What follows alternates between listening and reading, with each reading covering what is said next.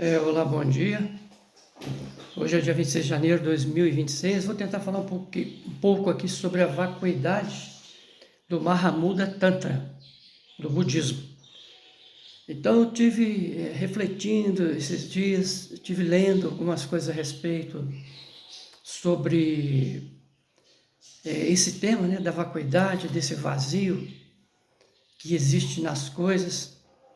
E temos exemplos aí do Shantideva e outros mestres do budismo que lançaram suas estrofes, né, há muitos anos atrás, sobre essa visão da vacuidade. Então, tudo é vazio. Eu vou entrar direto no assunto, não vou ficar dando rodeio, mas tudo é vazio segundo a visão do budismo Tantra Mahamudra. Então, o que eu quero dizer com isso? Que nada existe realmente, para vocês terem ideia, não existe nem esse eu que está falando, esse eu que foi imputado em nossas mentes, que a gente responde, que a gente vive nele, enfrentando isso, enfrentando aquilo, trabalhando aqui, trabalhando ali, lutando pelas coisas. Isso tudo é uma ilusão. Seus sentimentos também, sensações também, a própria consciência, dependendo de como ela percebe as coisas, as percepções dos objetos, tudo isso é ilusão. Emoções, o eu. Então, se você for tentar encontrar o eu no seu corpo, você não vai achar. Na sua mente, você não vai encontrar ele. Se você for meditar no seu corpo e mente, também você não vai encontrar o seu eu. Enfim, eu já estive lendo esses budistas explicando, Shantideva, esse Jesse Kelsang Shiatsu e outros, o Dalai Lama, eles explicam que existe uma natureza convencional e existe uma natureza, a natureza última das coisas. Quando o sábio, né, a pessoa que desperta a natureza última das coisas, que é a vacuidade, ele tem, vamos dizer assim, a vacuidade como seu ponto principal de observação.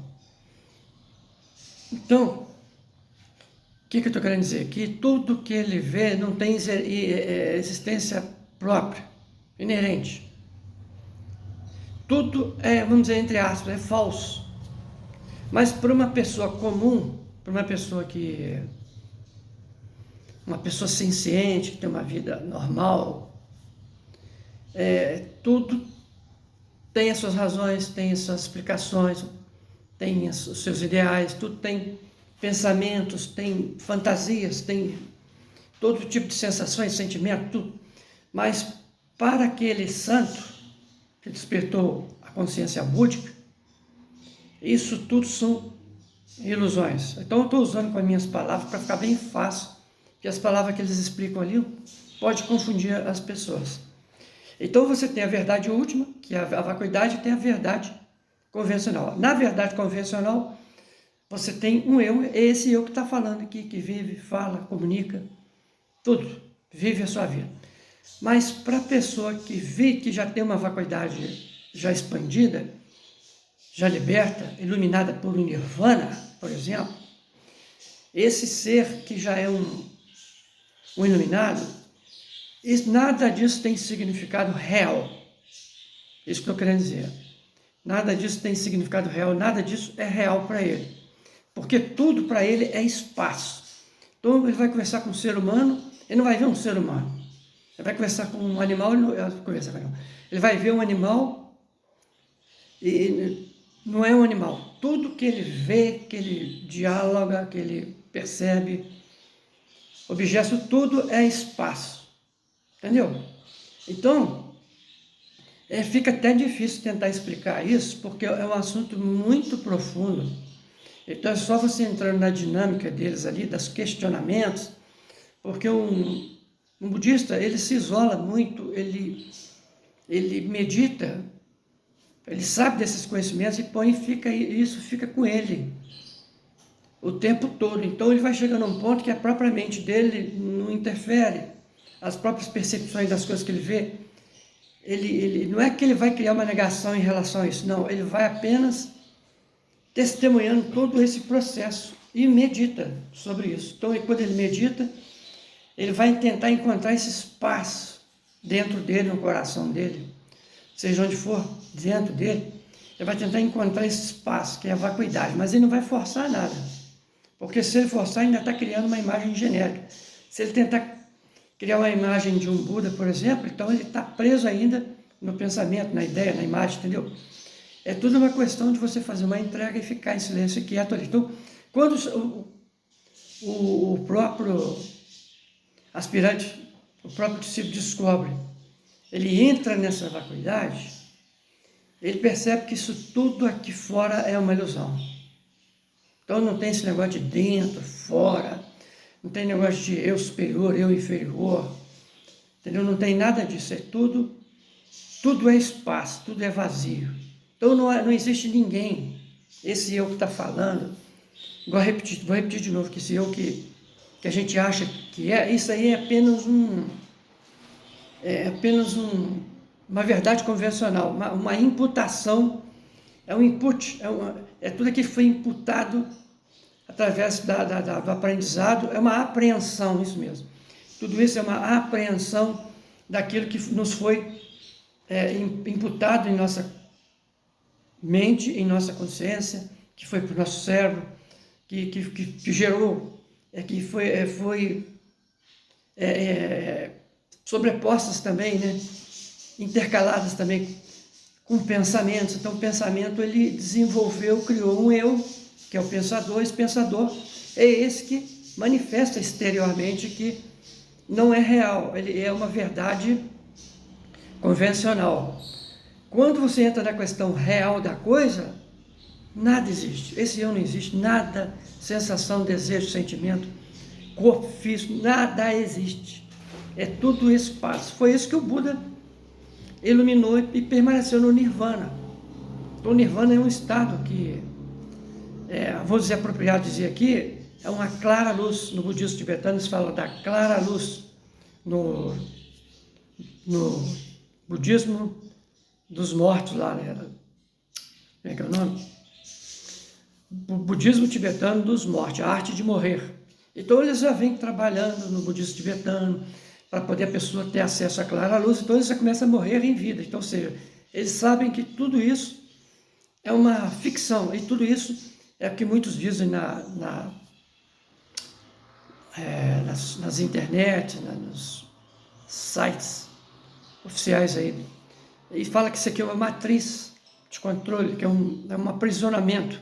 Então a própria mente ela te aprisiona, o próprio eu te aprisiona, e você não consegue sair disso não, tá? Não consegue sair disso não. Por isso que a roda do Samsara, a pessoa se fixa nesse eu, então esse eu convencional prende ela no tempo, no espaço. Então a pessoa fica presa dentro de um tempo e espaço que é linear, entendeu? Então ela não consegue ter, vamos dizer, uma expansão fora desse tempo e espaço, porque ela está vivendo uma realidade convencional. Então ela está vivendo um auto-engano, está vivendo dentro de identificações, identificada com o mundo, identificada com as coisas, identificada com objetos. Então essa percepção disso tudo, eles relatam ali nos livros, que isso tudo tem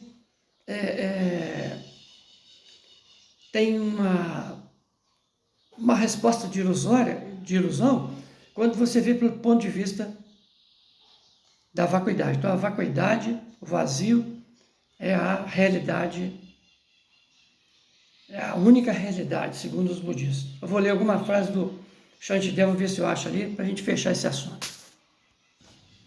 Então eu vou fechar esse assunto. Shantideva diz que, a não ser quando estamos investigando a vacuidade, Não devemos examinar verdades convencionais como o nosso corpo, posses, lugares e amigos, mas sim nos contentarmos com seus meros nomes, como fazem pessoas comuns. Quando uma pessoa comum conhece o nome e o propósito de um objeto, ela acha que conhece o objeto e não pensa mais no assunto. Então, podemos aplicar aos demais fenômenos o mesmo raciocínio usado para demonstrar a falta de existência verdadeira do nosso corpo. Este livro, por exemplo, parece existir no seu próprio lado, em algum lugar entre suas partes.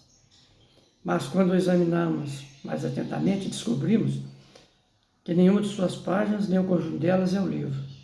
E, apesar disso, sem as páginas não há livro.